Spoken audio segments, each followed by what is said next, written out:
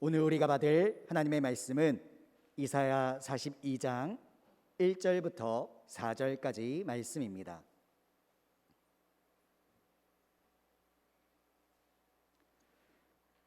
내가 붙드는 나의 종, 내 마음에 기뻐하는 자, 곧 내가 택한 사람을 보라.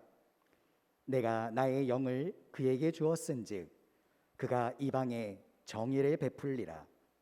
그는 외치지 아니하며 목소리를 높이지 아니하며 그 소리를 거리에 들리게 하지 아니하며 상한 갈대를 꺾지 아니하며 꺼져가는 등불을 끄지 아니하고 진실로 정의를 시행할 것이며 그는 쇠하지 아니하며 낙담하지 아니하고 세상에 정의를 세우기에 이르리니 섬들이 그 교훈을 앙망하리라.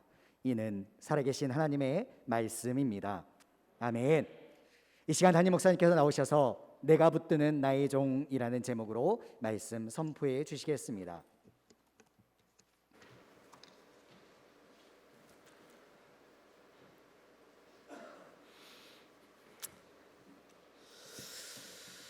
먼저 광고하도록 합니다.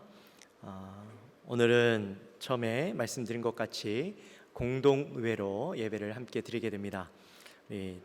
예배가 마치면 투표가 바로 이어지게 되는데 투표는 무흠 입교인 중에서 영광교회 출석하신 지가 6개월 이상 되신 분들에게만 투표권이 주어집니다.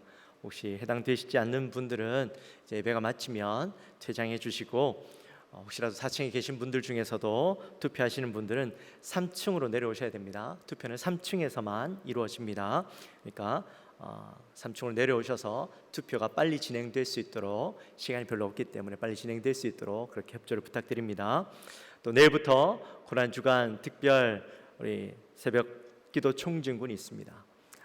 일주일 동안 월화수목금까지 이루어지게 되는데 꼭 부탁드리는 것은 우리 모든 성도님들 단 한 분도 빼놓지 않고 우리 아이들도 빼놓지 않고 예배에 참여했으면 좋겠습니다. 내일부터 차량 운행도 시작합니다. 일주일 동안 우리 차량 운행을 하니까 우리 성도님들 한 명도 빠짐없이 예수님의 그 고난을 우리 가슴에 새기고, 특별히 우리가 늘 가슴에 새겨야 되지만 이 주일만큼, 이 한 주간 동안만큼은 예수님 그 십자가를 내 가슴에 새기고 예수님의 고난을 깊이 묵상하는 그런 매일매일이 되었으면 좋겠습니다. 그래서 우리 모든 성도님들 단 한 분도 빼놓지 마시고 온라인으로 해야지 말고 현장에 오셔서 함께 그 은혜를 깊이 누리며 나아갔으면 좋겠습니다. 할렐루야. 아멘. 그리고 금요일날 저녁에는 8시 반에 성금요 예배가 있습니다. 우리 성금요 예배 한 분도 빠짐없이 나오셔서 그날은 우리가 예수님의 그 십자가를 더 깊이 생각합니다. 또 특별히 그날은 칸타타입니다. 우리 교회를 위해서 특별히 제작된 준비된 찬양을 가지고 우리가 찬양을 하고 우리가 또 성찬식도 합니다. 여러분 꼭 나오셔서 이번 한 주간은요 다른 거 다 빼놓으세요. 하루에 한 끼씩 금식하시고 또 되도록이면 미디어 금식하시고 TV 보는 것 최대한 줄이시고 컴퓨터 다른 거 보는 것 최대한 줄이시고 오직 예수님의 그 십자가만 생각하는 한 주가 되었으면 좋겠습니다. 그래서 금요일 저녁 우리 또 매일 새벽 꼭 나오셔서 함께 참여해 주시기를 부탁드립니다. 그리고 광고에도 나왔지만 다음 주는 2부 예배 없습니다. 2부와 3부 연합 예배로 11시에 드립니다. 여러분 꼭 기억하셔서 착오 없으시기를 부탁드립니다. 우리 옆에 분들과 한번 인사합시다. 주님을 깊이 묵상합시다.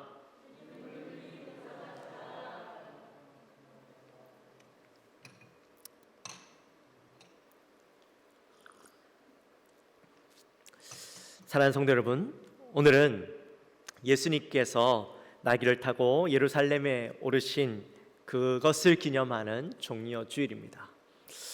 오늘과 내일부터 시작되는 고난주간 새벽기도 총진군 기간 동안 예수님이 십자가에 못 박히신 780년 전에 이사야 선지자를 통해서 예언되어졌던 메시아에 대한 예언과 또 그에 대한 이야기, 어떤 분이시고 어떤 모습으로 오셨고 또 이 땅에서 어떻게 사역하시고 그가 오신 목적은 무엇인가에 대해서 우리 함께 나누어 볼 텐데요. 특별히 이사야 선지자의 그 고난의 이야기가 얼마나 은혜가 되는지 모릅니다. 우리가 이 고난 주간 동안 이사야서의 말씀을 통해서 하나님이 우리를 얼마나 사랑하시는지, 또 하나님의 은혜가 얼마나 크고 깊은지 우리가 말씀을 통해서 큰 은혜를 누렸으면 좋겠습니다. 특별히 이사야서에 보시면 네 편의 여호와의 종의 노래가 나옵니다. 오늘 우리가 읽었던 시편 42편, 이사야서 42편, 42장, 또 49장, 50장, 53장 이렇게 해서 여호와의 종의 노래가 나옵니다.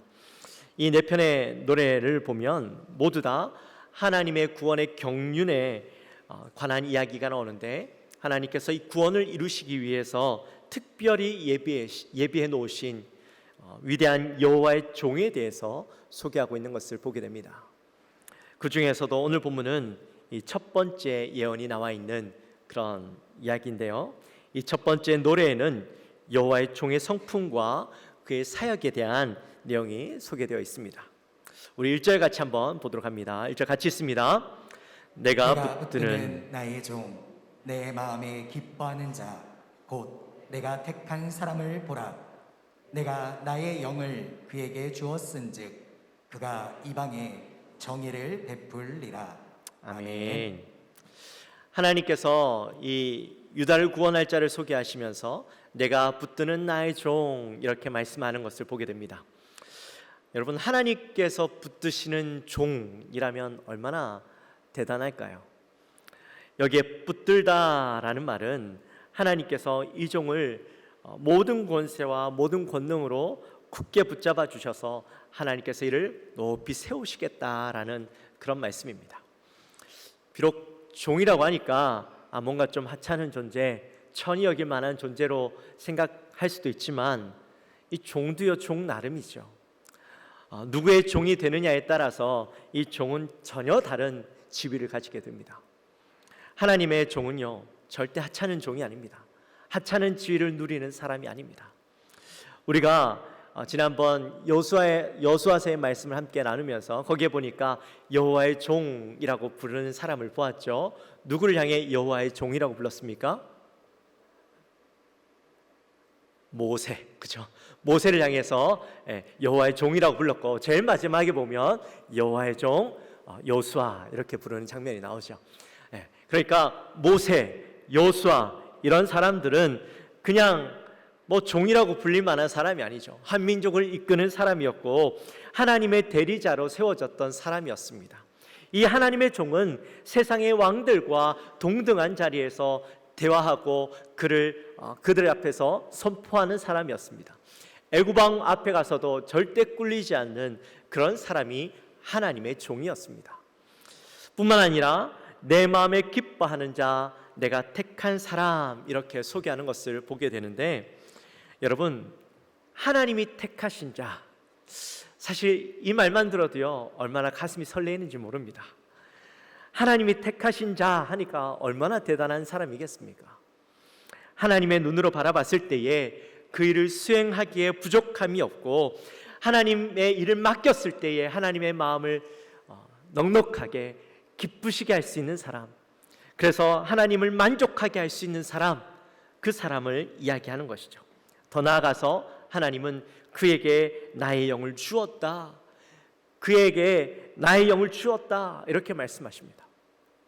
나의 영을 주었다, 이 말은 하나님의 영으로 충만함을 입어서 하나님의 능력을 가지고 있는 사람을 이야기합니다. 여러분, 하나님의 능력을 가졌다면 얼마나 대단합니까? 아마 이 세상의 모든 사람들이 그 능력을 사모할 겁니다. 그 능력을 하나님께서 부어주셨고 그 능력에 충만함을 입은 사람인데, 근데 이 사람은 그 능력을 가졌다고 해서 자기 마음대로 그 능력을 쓰는 사람이 아니라 바로 하나님의 뜻대로 구원의 그 사역을 위해서 자기의 능력을, 하나님께서 허락해 주신 능력을 사용하는 사람을 이야기하죠. 자, 이렇게 우리가 하나님께서 말씀하신 사람을 우리가 잘 생각해 보면 떠오르는 한 사람이 있습니다. 누굽니까? 모세죠. 모세는 비록 죽을 수밖에 없는 환경이 있었지만 하나님은 그를 공주의 아들로 살게 하시고 왕궁에서 40년 동안 왕자의 교육을 다 받게 하십니다. 그리고 광야에서 40년 동안 지내는데 광야에서의 삶이 어떤 것인지, 광야에서의 고난이 어떤 것인지 그것들을 다 몸소 체험하게 하시고 하나님께서 그를 부르셔서 이스라엘 백성들을 출애굽시키시고 하나님의 능력으로 출애굽시키시고 40년 동안 광야에서 훌륭하게 저들을 이끄는 그런 지도자의 역할을 감당하게 하셨죠. 그런 모세와 비교해도 전혀 손색이 없을 만큼, 아니 더 훌륭한 그런 하나님의 종을 세우실 것이라는 기대가 오늘 본문에 나와 있는 겁니다. 그래서 도대체 이런 능력을 가진 분은 누구일까? 많은 신학자들이 궁금증을 가지고 찾아봤습니다. 이 사람은 도대체 누구를 이야기하는 것인가? 어떤 신학자들은 이스라엘을 이야기한다. 어떤 신학자들은 이사야와 예레미야를 이야기한다. 또 어떤 사람들은 고레스와 느부갓네살을 이야기한다. 많은 추측들이 있었습니다. 우리가 여기에 대해서 많은 이야기를 할 수는 없고, 근데 많은 추측들이 있었지만 그러나 결과적으로 이 일에 합당하신 분은 딱 한 분밖에 없어요. 누구예요? 바로 예수 그리스도 한 분밖에 없다라는 겁니다. 가장 결정적인 이유가 뭐냐? 바로 그 뒤에 나오는 말씀 때문이죠. 그가 이방의 정의를 베풀리라, 이 말씀 때문입니다. 여러분, 정의라는 말은 하나님의 공의를 이야기합니다. 다른 말로 이야기하면 심판을 이야기하는 것인데, 하나님의 공의로운 심판을 통해서 하나님의 의를 이루고 하나님의 통치와 다스림을 온전히 구현하여서 인간이 하나님 앞에 합당한 영광을 올려드리고 이 땅에서 하나님께서 이루고자 하셨던 그 샬롬의 삶을 우리로 하여금 살아가게 하시는, 그 모든 것을 이루어내시는 분이 바로 그분이라는 겁니다. 그러니 이런 일을 할 수 있는 사람은 누구밖에 없다고요? 예수님밖에 없다라는 거죠. 그런데 2절 말씀에 보면 하나님이 붙드시고 하나님의 마음에 합당한 자, 기뻐하는 자, 하나님의 영으로 충만한 자의 모습이 우리의 기대와는 좀 다른 모습으로 나타나는 것을 보게 됩니다. 우리 2절 말씀 같이 한번 읽어보도록 합니다. 그는 외치지 아니하며 목소리를 높이지 아니하며 그 소리를 거리에 들리게 하지 아니하며. 아멘. 아멘. 세상의 정의를 구원하려면 우리의 생각으로는 그래도 그 사람은 세상이 그 앞에 엎드려지게 할 만큼의 어떤 힘과 능력과 또 어떤 권세를 가지고 있어야 되지 않겠나라는 그런 기대가 있죠. 그런데 오늘 본문에 보니까 메시아로 오신 그분이 이 땅에서의 모습이 강력한 힘을 가진 모습이 아니라 완전 반대의 모습이 나타납니다. 외치지 아니하고 목소리를 높이지 아니하고 들리게 하지 않는 모습. 이 모습은 우리가 생각할 때 얼핏 힘없고 연약하고 보잘것없는 자처럼 그렇게 느껴지죠.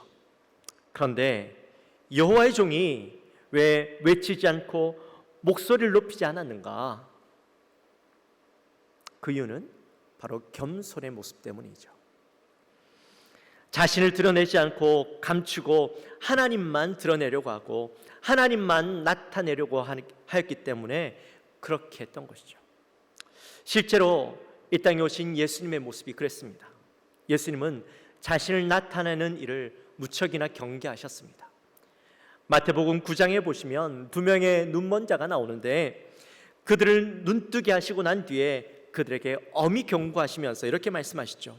아무에게도 알리지 말라, 그렇게 말씀하십니다. 누가복음 5장에 보면 나병 환자가 나옵니다. 나병 환자에게 다가가셔서 그를 고쳐주시죠. 그리고는 다시 그에게 경고하시면서 아무에게도 이르지 말고 가서 제사장에게 내 몸을 보이라, 이렇게 말씀하셔요.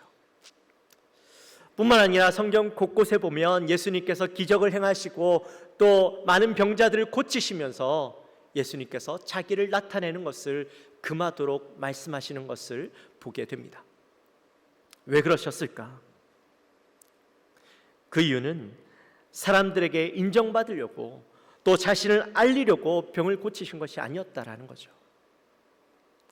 오직 자신이 그 행한 일을 통해서 하나님만 나타나고 하나님의 때가 되기만을 기다리고 계셨던 겁니다. 예수님은 철저하게 하나님의 종으로서 낮아지시고 겸손한 모습을 끝까지 감추지 않으셨던 것이죠. 우리 또 3절 말씀 같이 읽습니다. 상한 갈대를 꺾지 아니하며 꺼져가는 등불을 끄지 아니하고 진실로 정의를 시행할 것이며. 아멘. 아멘. 갈대가 나오는데 갈대는 어떻습니까? 갈대는 연약함을 상징하죠. 우리는 흔히 여자의 마음을 갈대라고 이야기합니다.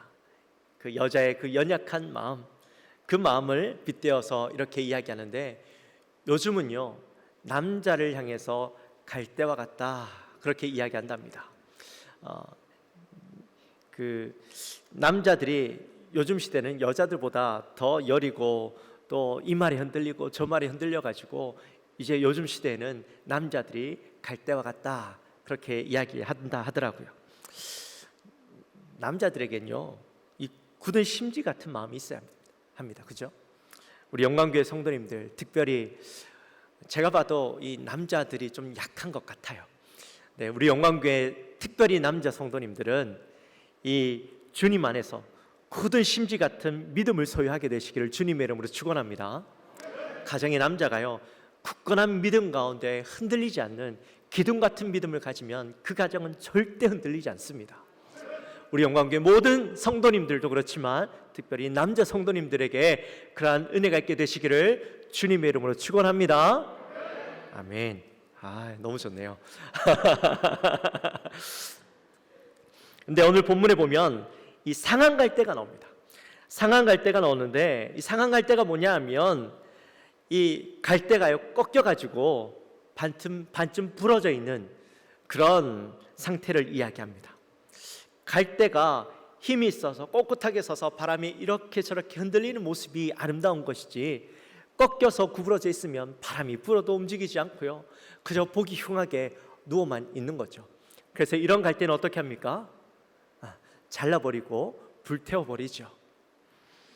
또 그 뒤에 보니까 그 꺼져가는 등불이 나오는데 등 안에 기름이 다 타고 이제 심지만 남아서 심지가 금방 타버리고 이제 곧 얼마 남지 않은 이제 곧 꺼질 것 같은 불이 깜빡깜빡하고 있는 그런 모습을 이야기하고 있는 겁니다. 보통 이런 심지는 어떻게 합니까? 기름을 다시 채우고 그 안에 새 심지를 꽂아서 다시 활발 타오르게 만들죠. 기존에 있던 심지는 버려지게 됩니다. 그래서 오늘 본문에 나타나 있는 상한 갈대나 꺼져가는 등불은 아무런 가치 없고 쓸모없고 버려지게 된 상태를 이야기하고 있죠. 이 꺼져가는 등불, 상한 갈대는 바로 그런 사람들을 이야기합니다. 사람들에게 멸시받고 아무런 쓸모없는 사람처럼 버려지고 소외받는 사람들, 이런 사람들을 이야기하는데 그들의 삶이 얼마나 비참한지 모릅니다. 특히나 힘 있는 사람들은 그런 연약한 사람들을 무시하고 외면해버리죠. 하지만 오늘 본문에 보니까 메시아는 그런 연약한 자들, 힘없고 보잘것없는 자들을 외면받고 버림받은 자라 할지라도 다 용납해 주시고 받아주시고 지켜주시는 것을 보게 되는 겁니다. 예수님은 이 땅에 오셔서 가장 연약하고 힘없고 소외받는 자들, 버림받은 자들과 함께 하셨습니다. 필요 없다라고, 가치 없다라고, 쓸모 없다라고 하는 사람들일지라도 예수님은 그를 품어주시고 안아주시고 사랑해주시고 위로해주시고 그에게 새 힘을 부어주셔서 비록 꺾인 갈대와 같은 인생이라 할지라도 하나님께서 양손으로, 예수님께서 양손으로 그의 밑단과 윗단을 잡아주셔서 다시 한번 설 수 있도록 도와주시고, 꺼져가는 심지와 같은 인생이라 할지라도 그에게 다시 한번 기름을 부어주셔서 계속해서 탈 수 있도록 은혜를 주시는 분이 바로 예수님이다 라는 사실이죠. 그리고 4절 말씀 우리 같이 함께 읽습니다. 그는 쇠하지 아니하며 낙담하지 아니하고 세상에 정의를 세우기에 이르리니 섬들이 그 교훈을 앙망하리라. 아멘. 예수님은 소리도 내지 않으시고 자신을 드러내지도 않으시고 세상의 연약한 자들, 보잘것없는 그런 외면한 자들일지라도 그들을 돕고 함께 하셨습니다. 그런데 그들을 도우시는 분이셨지만 예수님의 인생마저도 그런 아무런 보잘것없고 힘없는 쓸모없는 인생, 상한 갈대와 같은 인생, 꺼져가는 심지와 같은 인생은 아니셨다라는 거죠. 쇠하지 않고 낙담하지 않는다, 이 말은요, 절대 꺾임을 당하지 않으시고 꺼져가는 심지와 같지 않다라는 말입니다. 유대인들은 분명히 메시아는 강하고 힘있고 큰 권세를 가진 분일 거라고 기대했습니다. 그래서 1절에 나타난 그 메시아를 기대하고 있었습니다. 바라보고 있었습니다. 하지만 실제로 이 땅에 오신 메시아는 너무나도 보잘것없고 또 연약해 보이고 억울해도 소리를 치지 않는, 외치지 않는, 그런 자신을 드러내지 않는 분이셨기 때문에 그를 향해서 아니다고, 메시아가 아니다라고 외면해 버렸던 것이죠. 그런데 예수님은 오직 하나님의 뜻을 이루기 위해서 자신을 한없이 낮추시고 또 낮추신 분이셨습니다. 그의 낮아짐은 아무런 의미 없는 낮아짐이 아니었습니다. 낮고 천한 모습이었지만 그 낮고 천한 모습을 통하여서 철저하게 하나님의 뜻을 이루어드리고 정의를 세상에 나타내므로 세상의 모든 죄를 직접 지시고 예수를 믿는 모든 자들을 구원해 주시기 위해서 하나님의 놀라운 구원 사역을 완성해 주셨던 것이죠. 뿐만 아니라 예수님은 이스라엘 민족뿐만 아니라 이방의 모든 민족들, 모든 사람들에게까지 이 구원의 은혜를 허락해 주시는 분이 되어 주셨습니다. 세상의 힘의 논리가 아닌, 세상의 이치가 아닌 하나님의 공의로, 하나님의 능력으로 세상을 승리하셨던 분이셨던 겁니다. 이제 말씀을 마칩니다. 사랑하는 성도 여러분, 예수님은 분명히 하나님의 능력과 권세를 가지고 계셨습니다. 그러나 그의 권능과 그의 능력을 자신을 위해서 쓰신 것이 아니라 철저하게 하나님의 뜻을 이루어드리기 위해서, 저와 여러분을 구원하기 위해서 그 능력을 사용하셨습니다. 그 위대하신 하나님의 종의 모습을 기억하면서 온전히 이 땅에서 하나님의 뜻을 이루어가는 저와 여러분의 삶이 되어지시기를 주님의 이름으로 축원합니다. 특별히 한 주간 동안 우리가 이 말씀을 이제 나누게 될 터인데, 이 말씀 속에 있는 단어 한 단어의 그 의미를 우리의 가슴 깊이 새기면서 우리의 인생을 앞으로 어떻게 살아가야 할지, 내 인생은 어떻게 살아드려야 하는 인생인지 깊이 묵상하는 우리 모든 영광교회 성도님들이 되어지시기를 주님의 이름으로 축원합니다. 우리 시간이 없어서 우리 함께 기도하고 그렇게 나가도록 하겠습니다. 우리 시간 함께 기도하기 원하는데요, 오늘 말씀을 기억하시면서 하나님, 이 땅에 하나님의 종으로 오신 그분을 기억하면서 그분이 이 땅에 초라하고 보잘것없고 연약한 자들, 가난한 자들, 아무 쓸모없는 자들을 품어주셨는데, 그래서 그 모습이 하나님, 예수님의 모습, 메시아의 모습이 연약하고 보잘것없는 자의 모습이 아니라 바로 나를 구원하시기 위해서 그렇게 철저하게 낮아지셔야 했다는 사실을 기억하며, 하나님, 나를 위한 그 주님의 놀라운 사랑 내가 기억하며 살아가게 하여 주옵소서. 우리 마음을 가지고 간절히 기도하며 나갑니다. 하나님 아버지, 감사합니다. 저희들을 사랑하여 주시고 하나님의 은혜 가운데 오늘 또 귀한 말씀을 나눕니다. 이사야서 42장의 말씀을 통하여 하나님의 놀라운 은혜를 나눕니다. 나를 위해 이 땅에 오신 주님, 그의 낮아지심, 하나님 그의 연약함, 그의 주의 연약한 자들을 품어주심이 결코 하나님의 힘없음, 예수 그리스도의 힘없음, 보잘것없음이 아니라 나를 위한 하나님의 놀라운 사랑이요, 나를 위한 하나님의 놀라운 계획이었음을 깨닫고 하나님의 은혜를 온전히 바라보며 나아가는 우리 모든 영광교회 성도님들 되게 도와주옵소서. 나를 위한 것임을 깨닫고 온전히 주님 앞에 서가는 우리 영광교회 성도님들 되게 하여 주옵소서. 하나님 아버지 감사합니다.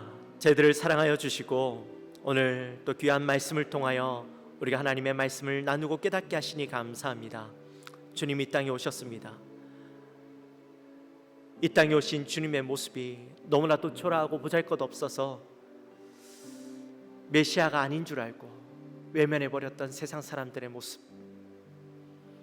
그러나 그 모습이 결코 힘이 없음이 아니라 우리를 위하여 철저히 낮아지셨고 겸손해지셨던 모습임을 깨닫고 우리가 주님을 기억하고 우리가 그 주님을 온전히 바라보며 나갈 수 있는 우리의 모습이 되게 하여 주옵소서. 감사합니다. 예수님의 이름으로 기도합니다. 아멘.